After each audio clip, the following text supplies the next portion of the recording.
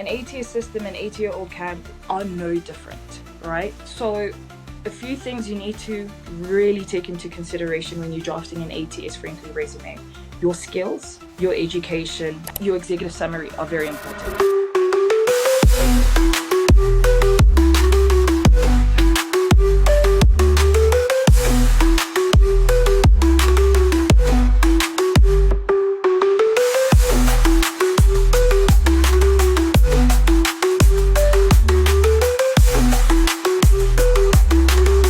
Cyber heroes and cyber fans, welcome to another episode. Hey, my name is Mr. Fingers and I am that cyber security guy. And today's guest is a powerhouse in the world of recruitment who has spent nearly a decade of shaping careers and also building teams across engineering, supply chain, and fintech. From her early days as an external recruiter to becoming a tech talented acquisition manager at a particular big corporate company, this particular individual has designed and executed multi regional hiring strategies for some of the world's leading tech companies. Not only that, but her influence didn't stop at recruitment. She has served as the vice chair on a public board under the Institutions of Directors of South Africa, where she's guided executive compassion governments and remuneration policies, making decisions that shaped leadership itself. Now, retired from the corporate world, this particular individual has taken expertise to TikTok, where as a corporate auntie tea, where she serves up unfiltered and brutal, honest career advice to a global audience. I mean, global, not South Africa. This is global. She has built a huge reputation to spilling the real corporate tea. I'm talking no sugarcoating, no gatekeeping, just the truth about how to stand out, how to get hired, and also how to strive at work and in your career. Now, my next guest is somebody who's going to be spilling the corporate tea today. In fact, if you like tea, coffee, iced tea, whatever you like, juice, this person is going to be spilling all the tea today. Ladies and gentlemen, cyber heroes and cyber fans, please help me welcome Kam. Kam, how you doing? I mean, after that intro, I can't be anything but amazing. Thank you. What can I say? What can I say? I mean, you have an amazing resume, and also your work. I truly believe, and in fact, your knowledge also speaks for itself because of the corporate tea that you're always sharing on TikTok. In fact, on social media itself. Thank you for that as well. Thank you for having me. And yeah, it's quite interesting being in that space. Obviously, I mean, look, your career is so fascinating. You went from being a talent acquisition manager at a big corporate company, but I want to know specifically what was the turning point in your career that opened the biggest door for you? sure. Ironically, so it was me going to an expo. One day I was studying in the Val, left school to go to MBA Africa. And the reason, which was one of the first MBA Africas, I believe it was back in 2015. And I came across this beautiful stall titled IV, right? King IV. And I was like, I know that term. That's the blueprint for internal auditors and external auditors. And in there, I gathered all this information and I was like, oh my gosh, I want to be a director one day. I want to be a subject matter expert and I just want to be that girl. And on top of that, I also want to just stunt when I go back to class because we were so used to King 3. I'm exposing my age now, but we were so used to King 3 that I was like, nobody knows that King 4 is coming up. So let me go, let me grab this notebook. And it was at that moment I realized that I could be a director. And I asked the relevant questions and I said, okay, well, what would I need to be a director? And they were like, no, you have to have owned your business for 5 years or worked through corporate. And I said, good shot. That's what I'm going to do. Can I maneuver my way through corporate ish? At the time, I don't think you know this, but I actually studied financial and information systems, right? So I was like, I don't know if I'm going to build the corporate ladder that quickly through that, route because my lecturers at the time didn't even know where we'd fit into the workforce. So I said, let me just start my own business. And through that, when COVID hit, I applied and by God's grace, they accepted me. And that's how I significantly pivoted. And simultaneously, I was working my 9 to 5, but it was through taking the risk outside of my workplace where I significantly leapfrogged a lot of the leaders that I've worked under and sat at board level. So Yeah, I yeah, it mean, was just being in the right place, asking the right questions, if I had to really sum it up. there was a light bulb moment. I think a lot of people don't have that light bulb moment, and you had it. Like you had a vision, you knew what you wanted, and you're like, "This is what I want. This is where I see myself," particularly in that angle. But I think you get a lot of DMs with people always saying, "Hey, do you mind looking at my resume? Maybe I want to be a senior manager or something." How often do you get those DMs? Because I want to know, like, people are interested. I'm interested in that. That's why on my profile I say no DMs, because they come flooding in. They really genuinely come flooding in. And I've really, tried curbing that by always replying to the comments on my profiles, because I really believe that once you fill that void in people, then they don't feel the need to always contact you. And when you make yourself accessible, they don't want to get into the DM space. But I think we were talking earlier on where I launched my first LinkedIn guide. And for me, I thought, hey, I'm helping people. I'm literally giving away free game for free. They shouldn't be paying for these services. And lo and behold, my October roster is almost full. So people will always want the human element, unfortunately. Unfortunately, I think as we're, and I'm going to deviate a little bit here, but as we move into a very digital era, this is proof that people still want people. And yeah, it's very comforting to know that as we're growing as a society, there's still certain things that require human touch. And I totally agree with you when you say people want human interaction. And I've noticed that with me as well, where I get called sometimes for corporate training and people want that human interaction. And when I come in for that particular training and I train people, I train them in something quite different and through storytelling and all these things. And I realize that the connection that people have, and from there, they stop, for example, their security training results starts from their company, they go high, like they get good results. And companies come back to me like, dude, what did you do that's so different? I was like, it's simple. I was able to interact with people and relate to them because that's the whole point. People relate to people they see. And also, unfortunately, some people relate to people which particularly look like them, or you have something that they like or see about you as well.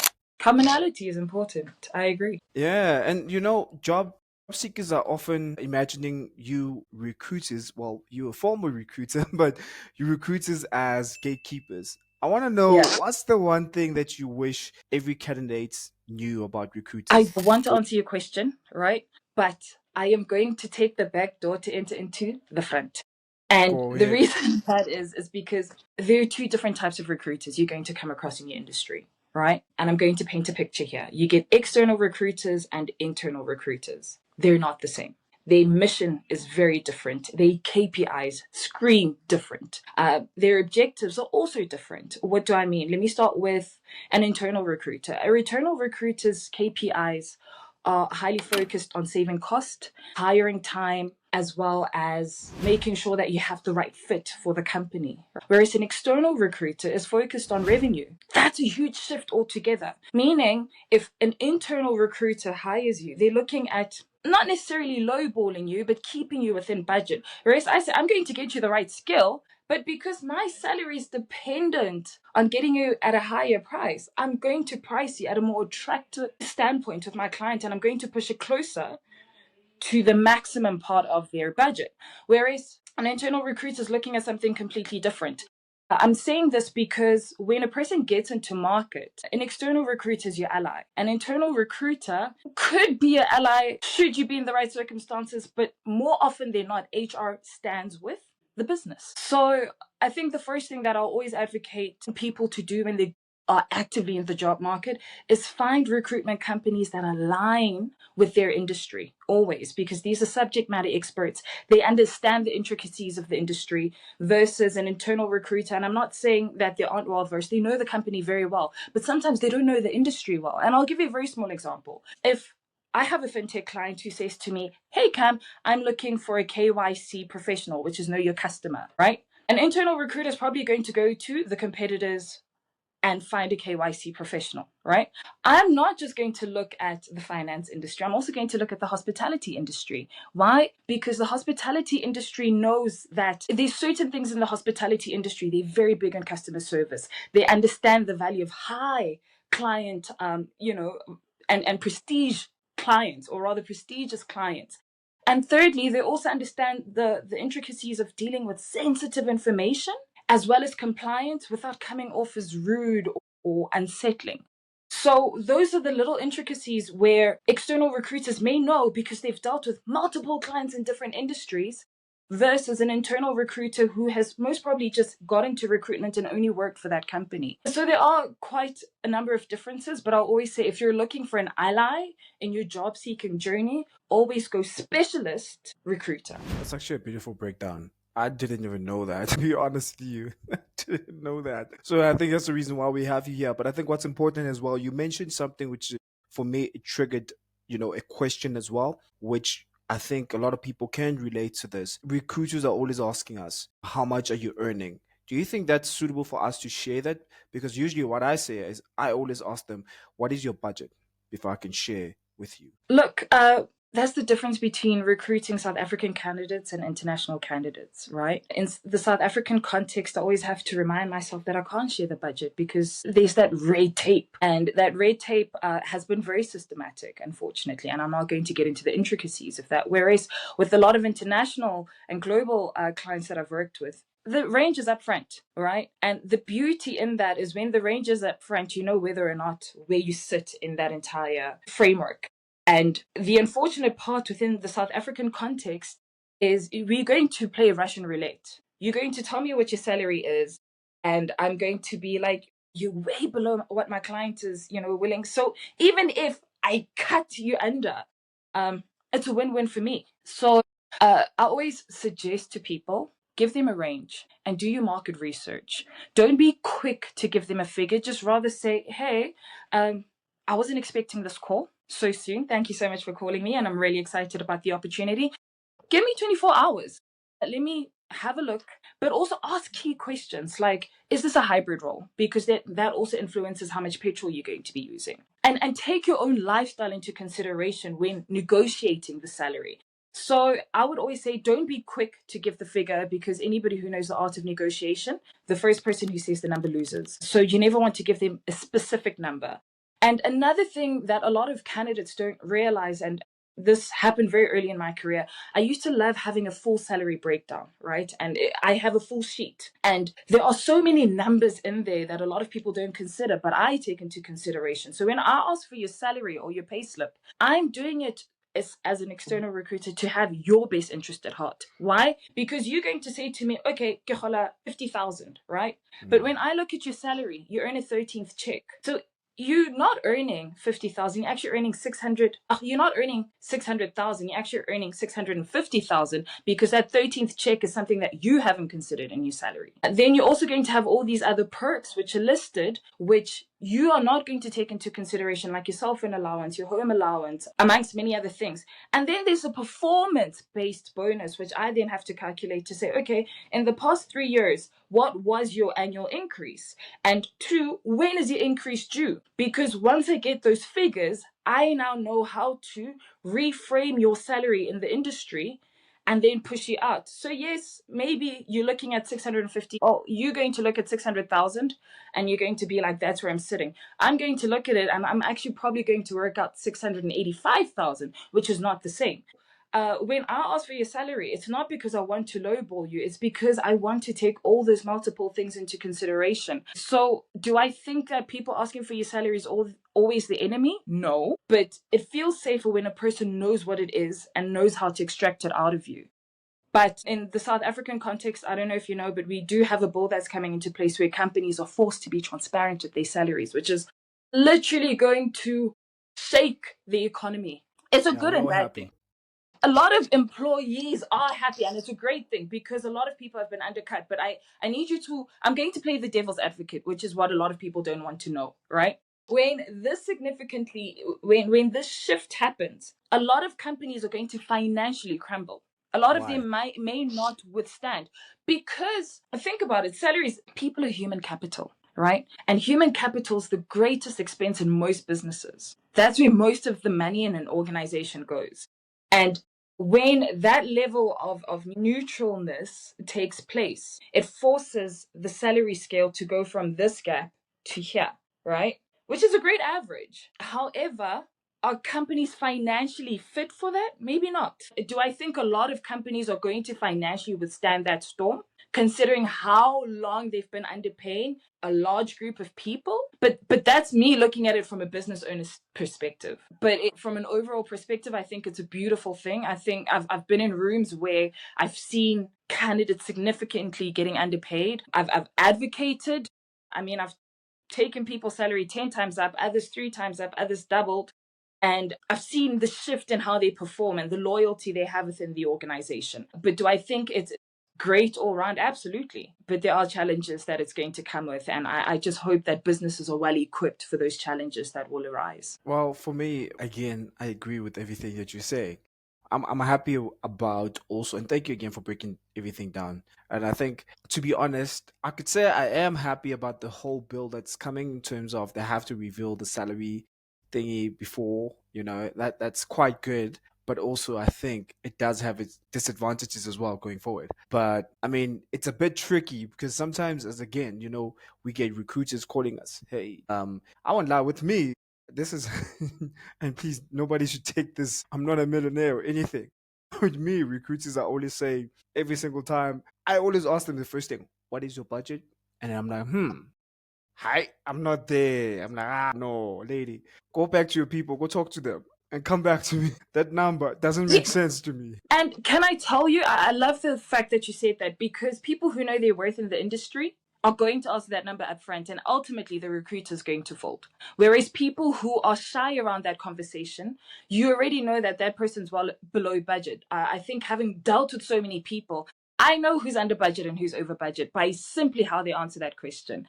And I'll always say, for example, it's such a quick thing for me to spot. You don't even have to tell me that you're under the budget. I can hear it in your voice when I ask you that question, that you hesitate and you feel uncomfortable when you talk about money. It's been one of the most fascinating things in my industry coming to Yeah, see because in it's how a fruition. person answers, as you're saying. It's how a person answers. Because I've seen how, for example, software developers, right, who've been in the game a long time, their first question they ask two questions: Is it the work from home opportunity? How much am I getting paid? If it doesn't, if it has either one of these and they like one of the answers, then all right, cool. Let's continue with the conversation.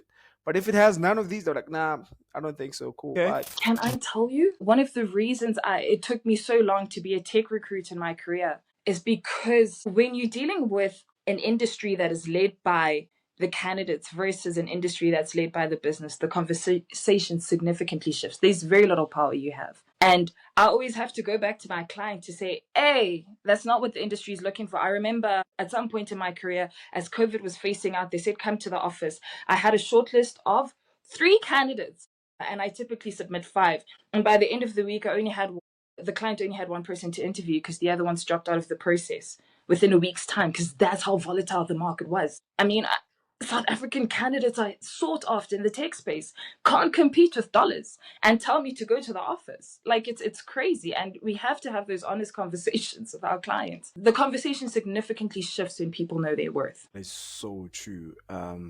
There's something also I want to talk about in terms of, as we know right now, there's a lot of unemployed. The unemployment rate in South Africa is very high. You know, and it's so sad to actually hear or read about it or see people are saying they're trying to get a job but they can't get a job. And the market is tough. It's very competitive as well, not forgetting that. But from your perspective and from your years of experience being in the tech recruiter as well, what are the 3 top skills or qualities do you think candidates must have right now since the world is moving to a much more digital era? Sure. I was actually watching a video that I recorded, I think 2 years ago, about what the key skills are. And I would always go to like your data and but I realized that the world is moving at such a rapid rate. The most important skill for a person to have is adaptability, right? You need to be able to adapt quickly. You need to understand that things are changing faster than I can comprehend. And you must have the willingness to learn and cultivate that within whatever space you're in. 2, being able to communicate in a way that people understand, and that is very simple. I think as complicated as the world is getting, people need to understand you and understand you very quickly. So you need to not only know how to communicate well, but also understand that there's a huge element of emotional intelligence that comes with it. And three, have the ability to collaborate and collaborate well. As the world is shifting, there are so many things that are coming into play. You need to be able to be adaptable, know how to collaborate with various stakeholders, because now you're literally sitting in a market with the unemployment rate of the youth sitting at 46.1%, based on Q1. You get to realize that there are a lot of old people in the industry, or rather aged, wise people, and a lot of young people, right? And in that, you now need to be able to appeal to all people on the spectrum. And that's a skill that nobody's going to teach you. Nobody has the patience to teach you that. You should have thorough people skills within this space, because as change is happening, a lot of change management needs to happen. And if you can pioneer that within your own comfort, then it's easy to adapt and it's easy for you to be likable within a corporate setting versus people who are so resistant to collaborate and change. The second change happens, they're kicking you off the boat first. Yeah, yeah, and that's so powerful. Thank you so much as well for that answer. I mean, I feel like you think on your toes, bro, and plus your experience just comes out. But there's something which I want to talk about. This is my favorite one, which I've seen it and I've watched it. I've watched your video on this, I think 20 times, and you always emphasize about this. And I've seen an interview where you spoke about in radio as well, the brag sheet. What is a brag sheet, and how can one prepare their own brag sheet? I always say a brag sheet is something that's so personal to you. So a brag sheet, for me, right, is a document that I use to list all my wins, and in that. It could be big wins within a corporate space. It could also be small wins, which may be very insignificant to the next person, but mean the world to me. And I'll give you a small example. If I am sitting in a boardroom and I speak for the first time, I'm going to write that moment down because it's very monumental to me. And at a much larger scale, some of the wins that I've had, I mean, having sat on a public benefiting board by the age of 35, knowing that 18% of directors are under the age of 35. And I managed to accomplish that at the age of 30. I'm framing it on a placard, you know? It essentially it's a document that you use to help ground you, so that when a lot of other noises and a lot of other voices come into the space, you know who you are and you're able to remember who you are by just whipping this out. And I also say it's in the workplace. I want people to have maybe two brag sheets, right? One for your own personal development, but when you are in a corporate setting, it's less about how good you are, but more about how they see your value and how they perceive you. The reason why I managed to go up the ranks really quickly is because I was like, oh, okay, if I want a promotion, the question I'm going to ask myself is not, how do I get promoted? It's going to be, who needs to see me who will get me promoted? And how do I then ensure that that speaks to their heart center? And with that being said, I then start collecting things that will almost speak to the right people. And what does that look like? If I'm working in sales, that looks like, what is your customer conversion rate? How fast do you increase sales? What's your customer retention? And not just listing those down, giving them quantifiable things. So last month, this is the percentage I worked with. This month, what have I improved? Why? Because there's going to come a time where your appraisal comes and you have to prove your worth. And a lot of people struggle with that because your organization has metrics to measure you, but you don't have metrics to measure yourself. So it's numbers versus words. Numbers don't lie. So you're going to say, I've been working hard and I've been staying late. But if that doesn't translate in productivity, in things that speak to me, I don't care. So a brag sheet for a personal perspective is just a document that you use to say, hey, this is who I am, this is what I stand for, this is what I've done, this is how I do it, and this is what makes me so great. Sure. So clean with the key points of everything. And that's, I mean, my brag sheet, if I could look at it, I'm like, because it makes me think in terms of what can I add to my brag sheet as well. Because I never use I know a lot of people are going to be very surprised. I don't use the social media card when I get interviewed or when I talk to a recruiter. Only when after, I get the job, they find out after, oh, wait, everybody goes like, wait, that guy? And I'm like, yeah. Why didn't you say it? I'm like, nah, that's the problem. You see, I've separated myself from this is me here at work and this is me here, my brand. So if you want me to be this guy here, you pay two. These guys are two separate people. You have to come up with a different contract agreement for this. That's going to be something separate that we have a conversation about here, right? So that's how I've much. done it. And I believe in that too. You know, if you go to my Instagram, it's just memes. I'm not playing with anyone. We are laughing. It's a good time. When I come to TikTok, yes, I love hair, and you're going to see me talk about hair passionately, but I also love talking about the corporate space. And when you go into my LinkedIn, that's my money. And I've had a number of people say, oh my gosh, I need your LinkedIn. I'm giving you a platform here to learn. That's where I get my money. Two separate, different things. I need people to understand that perception's everything. How I am perceived, like, can I tell you, till this day, nobody knows how I get my check and how I generate revenue. And it's not their business, because what they need to learn is how to get their check, right? So I'm not going to go out and tell people this is what I do for a living, because it will benefit you in no way. So I do believe in like segregating myself. I think it's a very beautiful thing, and this is another avenue, really. So shout out to you charging them for the intel that you have within this space. No, shout out to you as well. I mean, I love the fact that it seems like I think we're almost the same typical mindset in terms of life. My life is private. I show you what I want you to see. But if I want you to see something else of me with a different personality trait, go here on this social media platform. If you want to see me as this person, Cam, who's serious, go see me on LinkedIn. If you want advice on certain things, hey, I'm on TikTok, let's chat, but all that, don't send me a DM, just click on the link. So it's that, right? But I'm That's looking at it. the world now. It's moving to a much more digital space with AI and automation now screening resumes and stuff. How can candidates, make their applications basically stand out to both the system and also human recruiters as well? I think I love the term AI because it talks about artificial intelligence, right? And that's exactly what it is. It's not intelligent. So, in a recruitment and resume setting, all it's looking for is paraphrasing. It's not looking at how intelligent you are. It doesn't care for any of that. And I want to just give you a little story. One of the first placements I've done in my career, before I even got into the industry, was placing a CEO of a parastatal, and I was at the age of 8, right? Which sounds crazy. So at 8, my mom would come home, bring in a Typex box with CVs, right? And at that time, BE was being phased in. I think the year was 2003. And she said, flip through these resumes. And right now, we're looking for a black CEO. So I said, okay, cool. My mom was a city girl at the time. So she said, listen, I'm busy this weekend. So when I do the preliminary screening, and I took out these CVs, and the first question I asked her was, okay, so if I come across a woman like Carol Bauer, what am I going to do? Because yes, she's black, but she sounds white. And my mom's like, if she doesn't write black on her resume, kick it out. And I'm telling you this simply because I'm no different from what AI was all those years ago. I asked the relevant questions and I said, my mom said, this is what you need to filter out. And that's exactly what I did. Once I did that, I provided her with a very long list for a CEO role. And that woman landed up working at that parastatal. 8-year-old Cam and AI ATS systems are no different. They know what to look for and they discard what's not there. So, what does that mean? When you're drafting your CV, there's certain key terms that I want to see, right? That's why we always say edit your resume to match the role.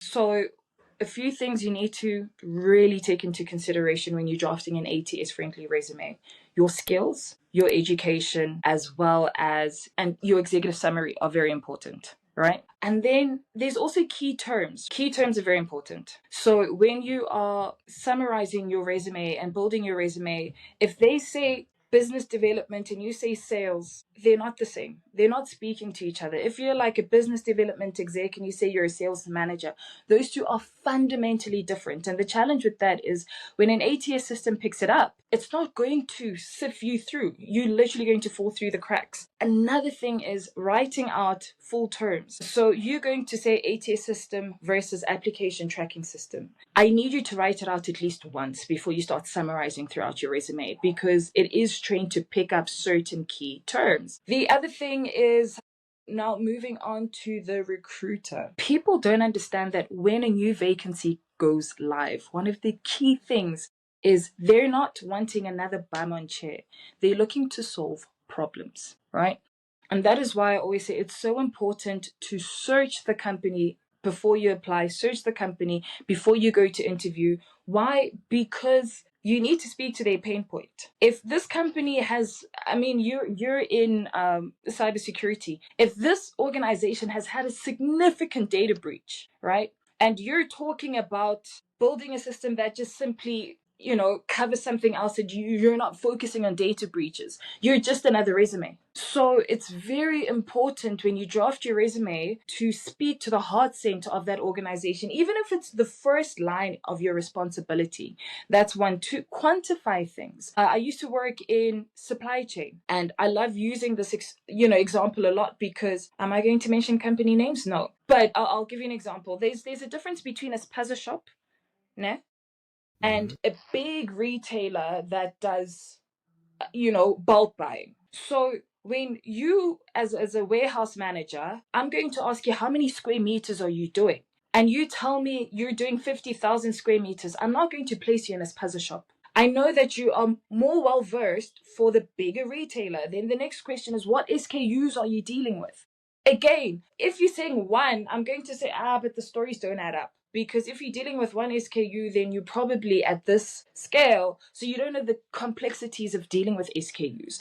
So I always say, let your resume tell a story. When I say I want key matrix as well as quantifiable figures, I need to say, okay, this person's well suited for this client because they're dealing with this size, they're dealing with these quantities. And on top of that, what's your mistake rate? Because I need to know, if I'm putting you in that position, what does that look like? So a lot of people just copy and paste responsibilities instead of saying, listen, this is what I do on a day-to-day basis. How many reports am I pushing? As a manager, it's okay to push one report, but if you're working in manufacturing, I need reports daily. So if you're telling me you're only pushing one report, it doesn't speak to me.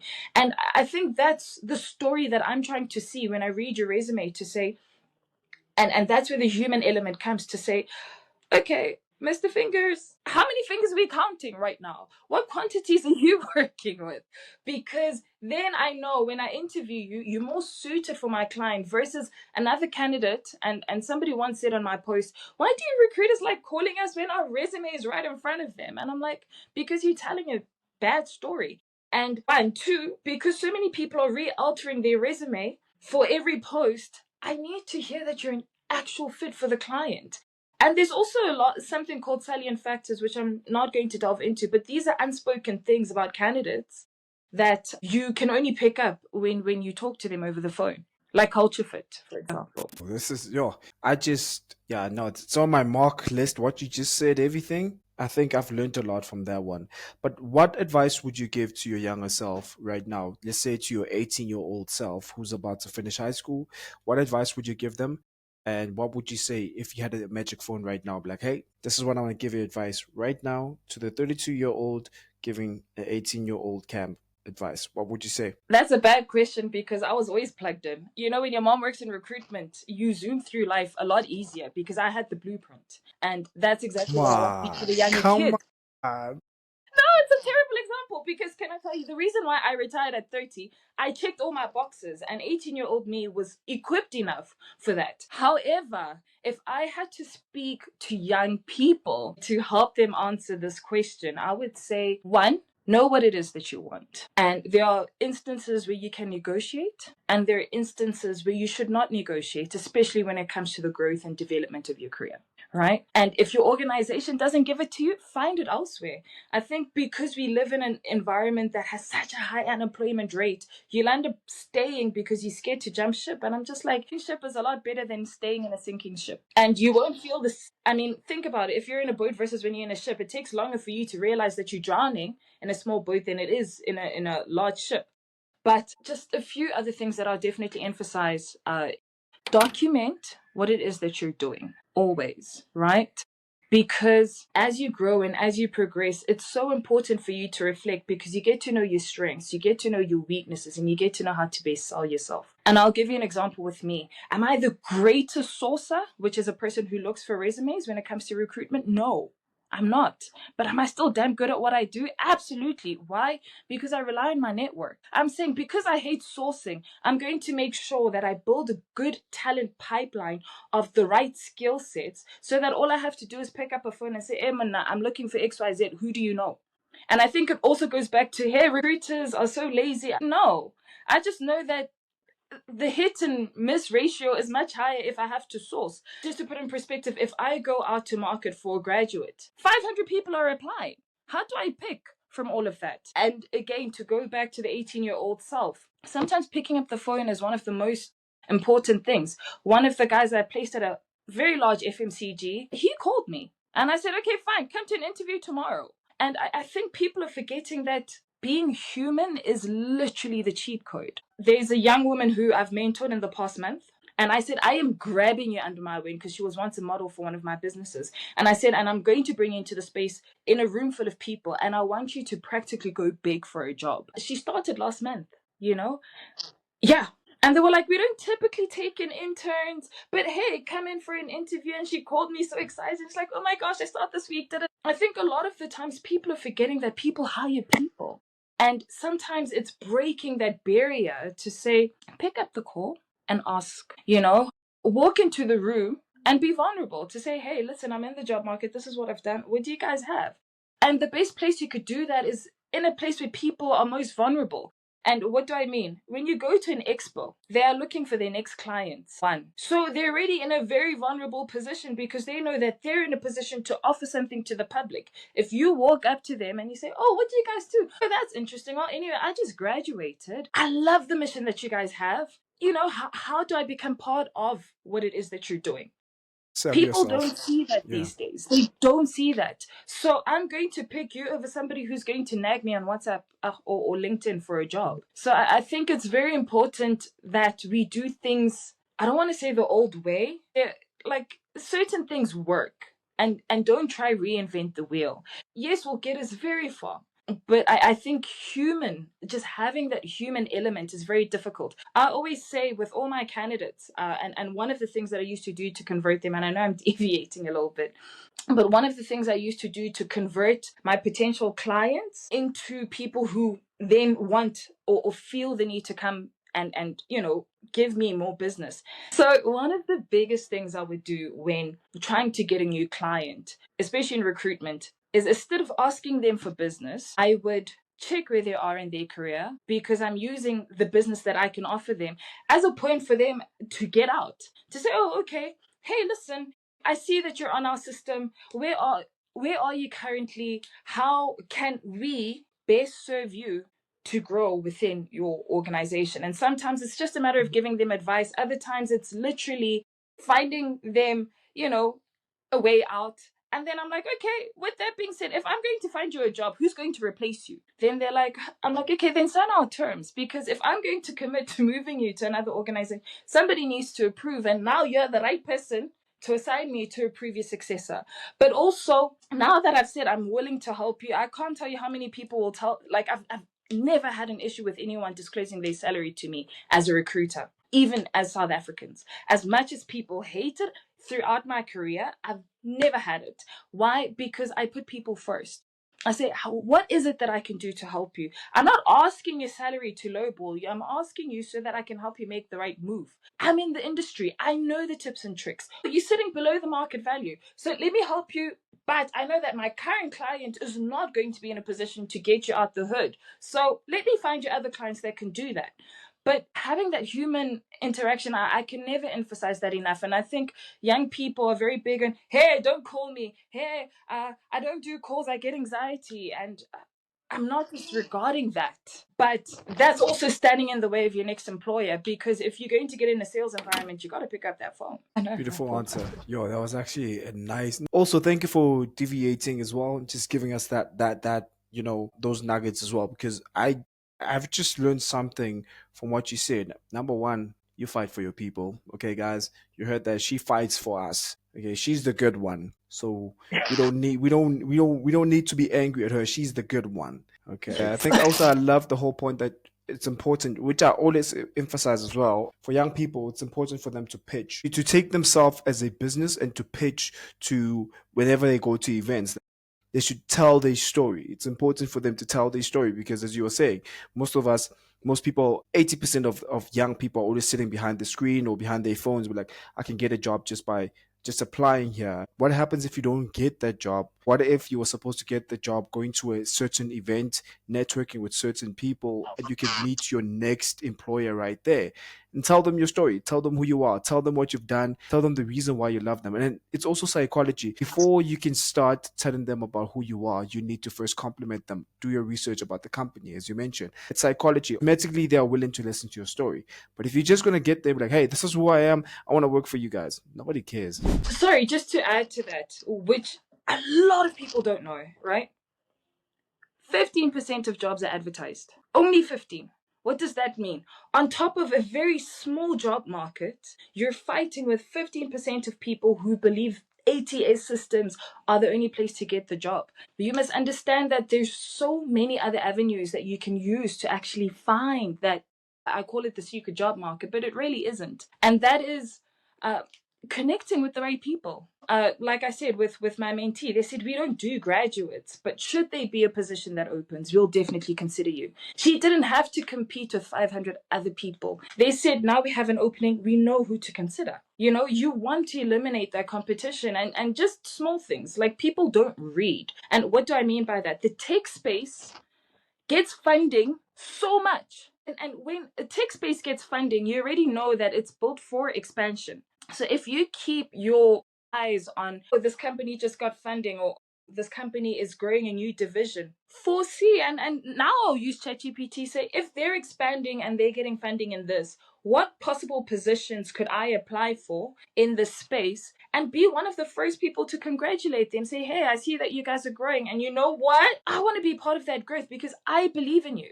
And at that point, because it's still a startup and it's a tech company, and now you're talking to the CEO who's a big dreamer and who knows that you're a big dreamer because you validate him and you see his dreams. You think he's not going to want to hire you as his company grows? So I just need people to be a little bit more creative when it comes to seeking for jobs. You can't always go where everyone's looking because if you know you're Yeah. not good, you are going to get solid so quickly. I know that maybe I don't present well on paper.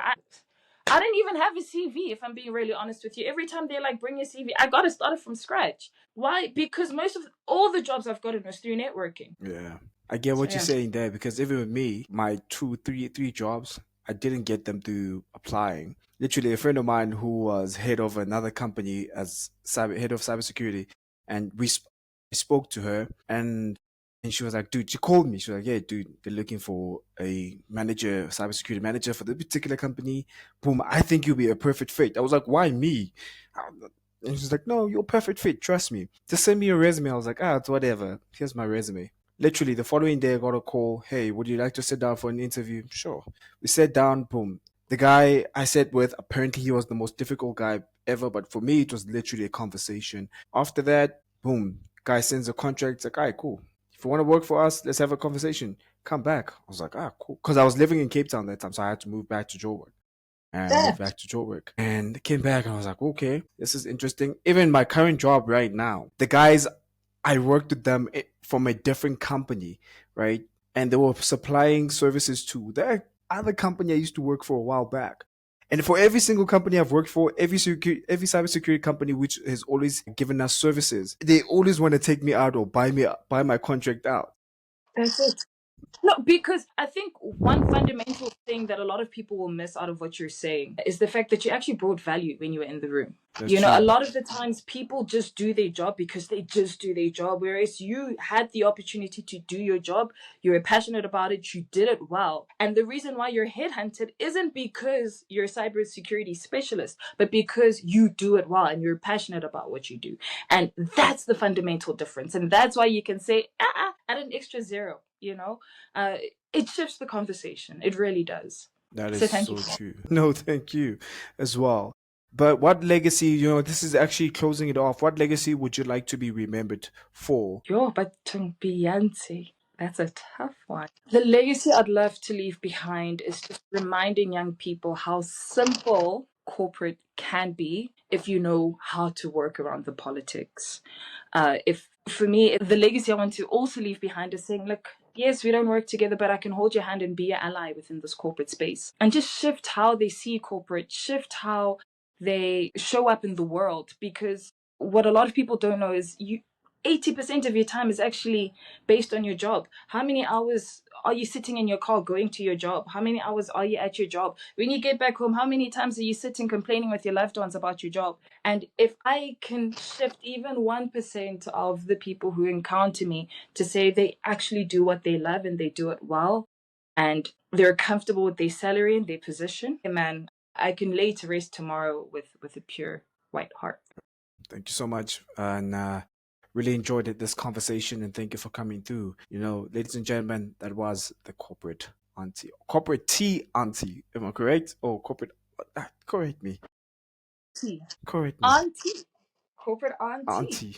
Corporate auntie. Corporate auntie. That's actually smart. Auntie. It's actually two, which is auntie with the aunt and then auntie.